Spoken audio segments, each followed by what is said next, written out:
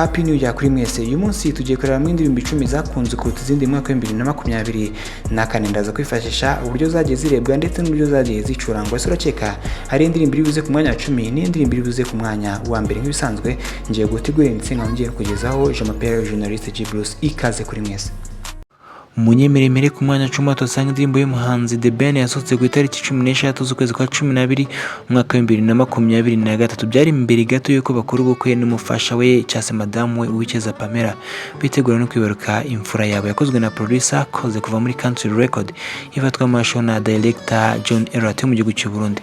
Reka mbareke gato murebe ni Forever The Ben, ndaje twerekeze ku mwanya wa 9. I'm close to you. I will never leave your side. You feel como te mutera. Urukundo ni forever. Aha tugeze ni ku mwanya 9 tosanga indirimbo y'umuhanzi Niyihe, ni indirimbo yabanje gutrendinga by'umwihariko kuri TikTok, maze King James aza kwifuza ko bayikorana collaboration, maze ku itariki 23 z'ukwa gatandatu babishyira mu bikorwa. Imaze kurebwa na miliyoni zirenga 5, ikaba yarakozwe na producer package kuva muri Country Record bayise Akayobe.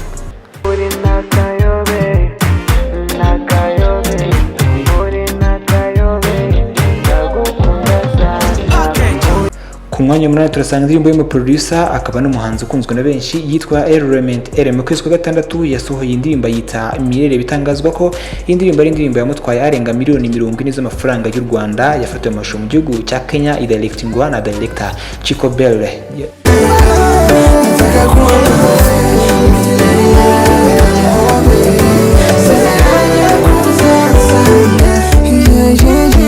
Ku mwanya wa 7 turasanga indirimbo ya director God azwi nk'ufata amasho indirimbo zigiye zitandukanye. Mu kwezi kwa gatanu yahurije hamwe abahanzi babiri aribo Kenison ndetse na Neri Ngabo bakora collab yatari bayita Molomita, yakozwe na director God, imaze kurebwa n'abarenga miliyoni hafi 7, ikaba yarakozwe na producer Element mu buryo bw'amajwi.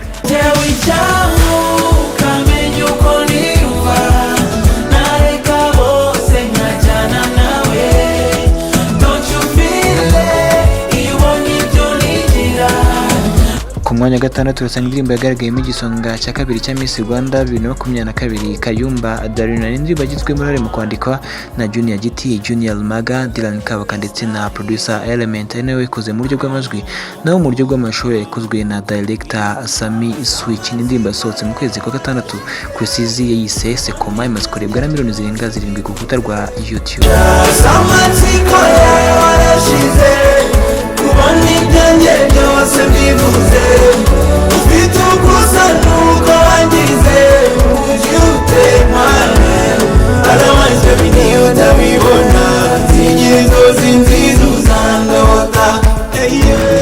Mbere yuko twinjirana muri top 5 indirimbo zakunzwe kuruta izindi mu mwaka wa 2024, niba ukomeje kunogerwa ni documentary naguteguriye, nyabona ntugire utaduteje imbere ngo kandi subscribe niba utarayikanda. Nk'ibisanzwe ukomeje kubana nanjye journaliste G Bruce.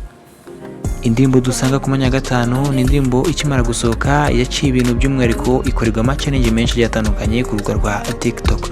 Indirimbo y'umuhanzi uretse no kuba nomine mu bihembo by'abanzi bitwaye neza ariko mu kiciro cy'abakizamuka muri mwaka wa 2024 yitwa Kid D. Indirimbo bayise yasohotse ku itariki ya 2 z'ukwezi kwa gatandatu, imaze kurebwa hafi na miliyoni 7 ku rukuta rwa YouTube, yakozwe na producer To The Hit.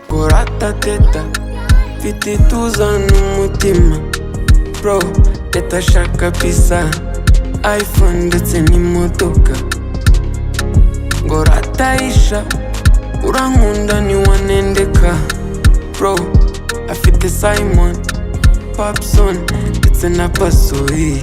Iyi ndirimbo iri ku mwanya wa 4 yatangiranye n'umwaka ko yasohotse kuri 15 z'ukwa mbere, imaze kurebwa hafi na miliyoni 7 ikimara gusohoka.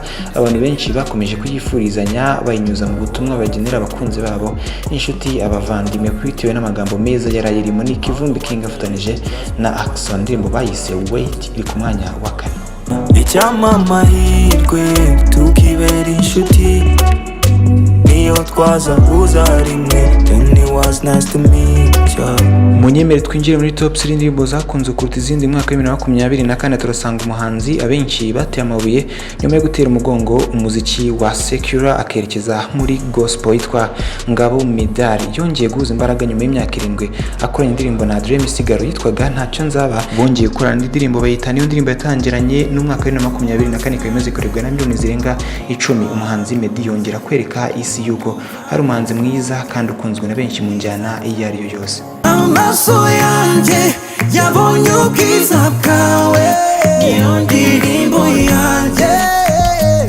Yesu we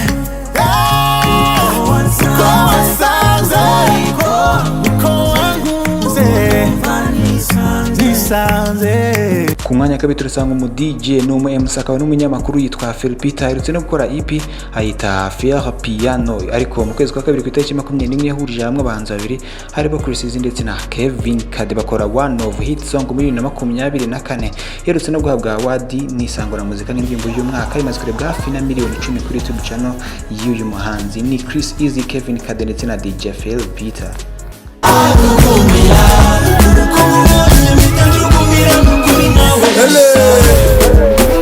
Umwaka ushize indirimbo Food Tour ya Element, Bruce Melody ndetse na Ruskana niyo ndirimbo yari yashyize izindi mu gukundwa 2023. Isura cye kari indirimbo igiye gusimbura Food Tour mu gukundwa mu mwaka wa 2020 n'akari ntugera hujya ndaje nyikubwire. Ku mwanya wa mbere turasanga indirimbo yavuzweho amagambo menshi sana mbere yo gusohoka kwayo, abenshi banavuga ko yari igiye kwangirwa gusohoka hari bitewe nuko producer Element wagaragaye muri indirimbo team yitifuzaga ko yaririmba muri iyi ndirimbo, gusa byaje kuba impamo ku itariki 23 z'ukwezi kwa 8 indirimbo official video ijya hanze, maze indirimbo nyuma yo gusohoka yabaye anthem mu ba DJ mu club mu bari. Indirimbo yarushijeho gukundwa ko imaze kurebwa hafi na 8 million views z'abayirebye. Elise, Kevin Kade, Element ndetse na The Bang Tiger B sikosa prehiya ati #1 song of the year 2024 nk'ibisanzwe. Enjoy this year, je m'appelle journaliste G Bruce. Ciao ciao, hasta la vista.